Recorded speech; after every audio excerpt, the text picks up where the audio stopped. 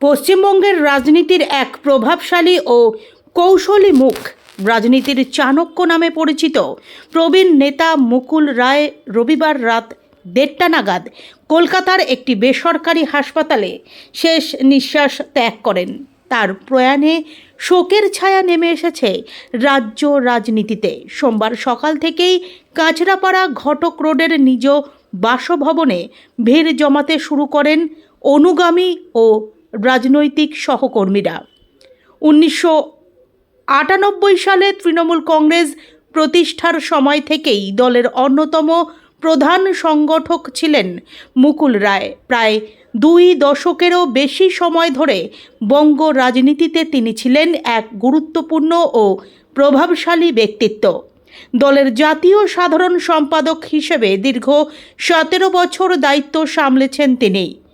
UPA আমলে তিনি 6 মাসের জন্য দেশের রেলমন্ত্রীর দায়িত্ব পালন করেন এবং প্রায় 3 বছর কেন্দ্রীয় জাহাজ ও বন্দর প্রতিমন্ত্রী হিসেবেও কাজ করেন।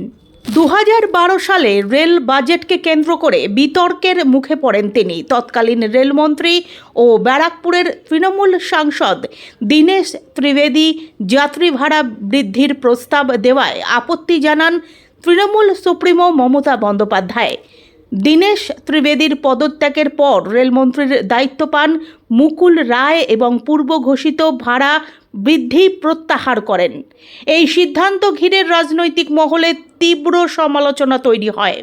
পরবর্তীতে খুচরো ব্যবসা ও বিমান যাত্রা খাতে 51% বিদেশি প্রত্যক্ষ বিনিয়োগ অনুমোদনের প্রতিবাদে ইউপিএ 2 জোট থেকে তৃণমূল কংগ্রেস সমর্থন প্রত্যাহার করলে 2012 সালের সেপ্টেম্বর মাসে তার রেলমন্ত্রিত্বের মেয়াদ শেষ হয়।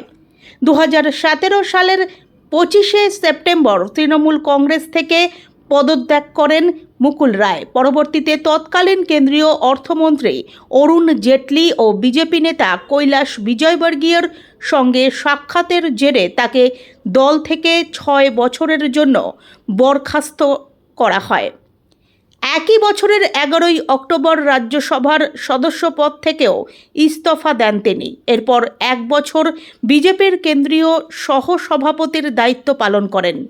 2021 সালের 11 জুন ছেলে শুভ্রাংশুকে সঙ্গে নিয়ে মমতা বন্দ্যোপাধ্যায়ের উপস্থিতিতে তৃণমূল কংগ্রেসে ঘর ওয়াপাসি করেন তিনি। 25শে জুন পশ্চিমবঙ্গ বিধানসভার পাবলিক অ্যাকাউন্টস কমিটির সদস্য নির্বাচিত হন এবং 14 জুলাই চেয়ারম্যানের দায়িত্ব গ্রহণ করেন। তবে 2022 সালের 19শে জানুয়ারি তার আইনজীবী স্পিকারকে জানান তিনি এখনও বিজেপির সদস্য এবং তৃণমূল কংগ্রেসে আনুষ্ঠানিকভাবে যোগ দেননি।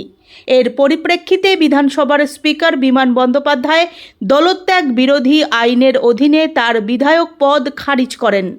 এই সিদ্ধান্তের বিরুদ্ধে আদালতের দ্বারস্থ হন তার পুত্র শুভ্রাংশু রায়। চলতি বছরের 16 জানুয়ারি সুপ্রিম কোর্টের প্রধান বিচারপতি সূর্যকান্ত ও বিচারপতি জয়মাল্য বাগচির ডিভিশন বেঞ্চ অন্তর্বর্তী স্থগিতাদেশ দেয়।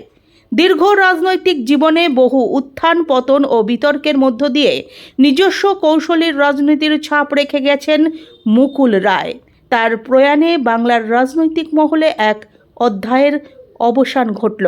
রেখে গেলেন অসংখ্য অনুগামী ও রাজনৈতিক কর্মী, যাদের হাতে তারই হাত ধরে রাজনীতির হাতে খড়ি। কাল রাতে 1:30টার সময় ম্যাসিভ কার্ডিয়াক অ্যারেস্ট হয় এবং সেখান থেকে রিকভারি করতে পারেনি। কতদিন ধরে ভর্তি ছিল? মানে হসপিটালে ভর্তি ছিল 600 দিন। 26শে ভোটের আগে একটা কি তৃণমূলের একদম সুপ্রিমো তৃণমূলের প্রতিষ্ঠাতা ছিলেন মুকুল রায়। দলের কত ক্ষতি হলো, পরিবার কতটা, দলের কি ক্ষতি হলো, কার কি ক্ষতি হলো জানি না, তো আমার মাথার উপর থেকে ছাদ চলে গেল। কতটা ক্ষতি, অপরন্ত ক্ষতি। 73। কতদিন হাসপাতালে ভর্তি ছিল? 600 দিন। 600 দিন। আমি পৌঁছে কি অলমোস্ট কমাইছি। আমি কাউকে জানাইনি দলের এখন অবধি। আমি কাউকে জানাইনি। দলের অনেকেই করেছে এবং সবচেয়ে বড় কথা যে গ্রামগঞ্জ থেকে প্রচুর মানুষ ফোন করছে। মুকুলদা তো একদম মাটির থেকে গ্রাউন্ড আমাকে যদি আপনারা ছাড়েন তাহলে আমি পৌঁছাতে পারি, আমার কাজগুলো করতে পারি।